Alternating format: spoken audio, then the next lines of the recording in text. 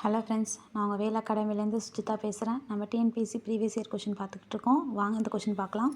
மழை பெய்தால் நெல் விளையும், இத்தொடர் எவ்வகை வாக்கியம் என கண்டறிகன்னு கொடுத்துருக்காங்க. மழை பெய்தால் நெல் விளையும் அப்படிங்கிறது வந்து ஒரு சென்டென்ஸ் முற்றுப்பெற்ற மாதிரி கொடுத்துருக்காங்க. இது நமக்கு ஒரு கருத்தை மட்டும் நமக்கு சொல்கிறாங்க. அப்போனா இது வந்து செய்தி வாக்கியம். ஓகேவா?